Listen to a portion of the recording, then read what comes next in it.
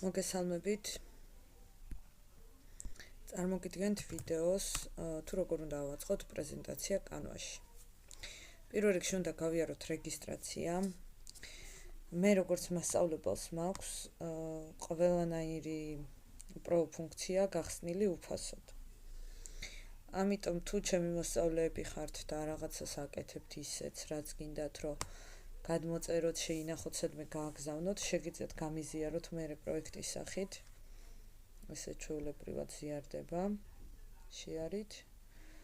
მე გადმოგიწერთ და გამოიყენებთ. თორე ისე ჩვეულებრივ როცა რეგისტრირდებით, Google-ის მეილით დარეგისტრირდით, თუ მშობელი გყავთ ან ვინმე განათლების სფეროსთან დაკავშირებული, გირჩევთ, რომ ატვირთოს თავისი სკოლაში მუშაობის დოკუმენტი. და ამ დოკუმენტის მეშვეობით უკვე შეძლებს, რომ ისარგებლოს ყველანაირი პრო ფუნქციით. ისე, როდესაც პრეზენტაციას ვაკეთებთ, ანუ რეგისტრაციას რო გაივლით, ანუ ძალიან მარტივია რეგისტრაცია Google-ის აკაუნთით, დარეგისტრირდებით, მაგას აღარ გაჩვენებთ. იწყებთ მერე პრეზენტაციის არჩევას, აი presentation-ში შეხვალთ, ან create new presentation აქ რომ აწერია და ნახავთ ბევრი მსგავსი თემა არის ისედაც. შეიძლება დიზაინის ნაწილიდან პირდაპირ მსგავსი თემები დაძებნოთ, რასაც აკეთებთ. დავუშვათ აკეთებთ STEM პროექტს. STEM პროექტის რაღაცა ის გინდათ პრეზენტაცია, ხო? აი ახლა STEM როგორც კი ჩავწერე, ამომიგდო რაღაცა მსგავსი პრეზენტაციები. აი ეს არის 91 გვერდიანი პრეზენტაცია STEM-ზე. ესეც არის STEM-ზე 19 გვერდიანი. და მე მაგალითად როგორ ვიქცევი ხოლმე? ვიყენებ ამ ზა რესურსებსაც. აი მაგალითად ეს apply 21-ვე. ეხლა მაგალითად მე მინდა სულ სხვა რაღაცის გაკეთება, ხო? აი სულ სხვას მაინც არ ავიღებ, აი რაღაცა ჩემს თემასთან ახლოს ავიღებ. მოდი, იცი რას გავაკეთებ, ეხლა მე შევცვლი და აქ ჩავწერ electricity. ელექტროობაზე მინდა დავუშვათ რაღაცა, აი ასეთი 10 სლაიდიანი პრეზენტაცია რო გავაკეთო. აი ნახეთ, ეხლა უკვე მე მაქვს ეს 10 გვერდი, ის წინა ნამუშევარი წაიშალა. ამას უკვე ვცვლი. გადავიყო ქართულზე ელექტროობა.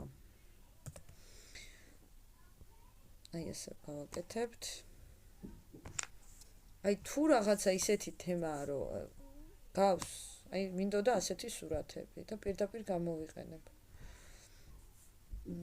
შეიძლება დავუშვათ ელექტროობაზე ნახოთ კიდე ცალკეული, აი ეს მაგალითად რა არის წრედი, ხო? აი ეს გვერდი მომეწონა, ხო? მაშინ მე აი ამას დავაწვევი და ეს უკვე აი აქ მაქვს. ან ეს მინდა, აგერ წრედის კომპონენტები მომწონს.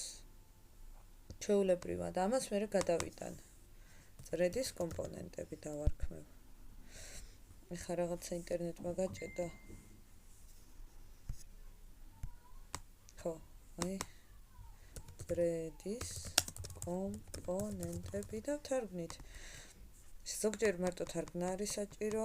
სხვათა შორის აქ ქართულადაც რომ ჩაწეროთ ეს რომ მოვიწყდება, მე თვითონ ინგლისური რომ არ დამოვიწყეს, ყველაფერი მაქვს ინგლისურად. აი აქ რომ ჩაწეროთ ელექტროობა, ამოგვიგდებს ელექტროობას. თუ ქართულად არის რამე, მაგასაც გვიგდებს. ასევე შეიძლება ჩავწეროთ რაღაცა ანიმაცია. აგდებს. რა ვიცი, რაც არ უნდა ჩაწერო ქუდი. აი ქუდებზე პრეზენტაციები. მოკლედ ძალიან ეს არის კარგი რესურსი არის აი ესე სამუშაოდ. რეზისტორი. აი ესე და ყველაფერი შეიძლება რომ თარგმნოთ და გადააკეთოთ და აღარ ვიწვალოთ. აი დროის მოსაგებად არის კარგი. ასევე არის კარგი იმ მხრივ, რომ ლამაზია, გასაზიარებლად ადვილია. აი დავუშვათ დავასრულე პრეზენტაცია და მინდა რომ გავაზიარო, აი ვიღაცას მასწავლებელს მინდა რომ გავუგზავნო, მოსწავლე ვარ, ხო? აი აქედან ავირჩევ, რომ ყველა ამ ლინკით. მაგრამ თუ არ მინდა რომ შემიცვალოს რამე, მოუნიშნავ რომ ნახოს. თუ არა და პირდაპირ მონიშნა მქონდა მე აქ. აი რა თუ მასწავლებელს ვუგზავნე, შეიძლება ცვლილებებზეც თანახმა ვიყო, ხო? შემდეგ ამ ლინკს ვაკოპირებ და ვუგზავნი მეილით, მესენჯერით, სულ ერთია როგორ გავუგზავნით. აი, ასე შეგვიძლია რომ გავაგზავნოთ, გავაზიაროთ, ხო? თუ დაუშვათ შეგვხვდა ზოგჯერ არის ხომ ეს გავრცელებული კითხვა, რომ აი როგორ დავამატოთ, დავუშვათ ახალი გვერდი მაქვს. ცარიელი გვერდი მინდა და ტექსტის დამატება მინდა, ხო? გადავდივართ ტექსტზე. ტექსტ ბოქსი უნდა დავამატო და პირდაპირ ვიწყებ წერას. მერე რა თქმა უნდა შრიფტს დავაზუსტებთ, რამდენი გვინდა გავადიდებთ ან დავაპატარავებთ და აქ შეიძლება მადლობა იყოს, ხო? იქ წინა გვერდზე ისედაც არის მადლობის გვერდი. არის ასევე ელემენტები. დავუშვათ აი ამ მადლობის გვერდზე მე მინდა დამშვიდობების რაღაცა. დამშვიდობება. აქ ამომიგდებს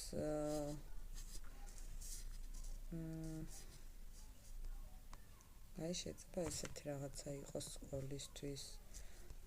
ან მადლობა ყურადღებით, დამშვიდობება მიწერია და დამშვიდობება. ხო, სწორად მიწერია.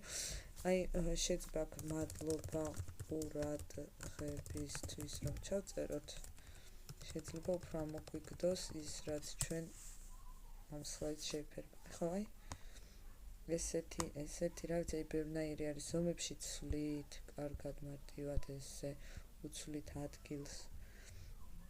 რა ვიცი, აი ძალიან ადვილი გამოსაყენებელია. უბრალოდ ეხლა მე რადგან 1-2 მოსწავლემ მთხოვა როგორ მიმუშაოთო, ჩავწერე ეს ვიდეო. ხო, არ ვიცი რამდენად დაგეხმარებათ და რამდენად ამომწურავი იყო, მაგრამ კითხები შეგიძლიათ დაწეროთ კომენტარებში და მე აუცილებლად ვნახავ და გიპასუხებ.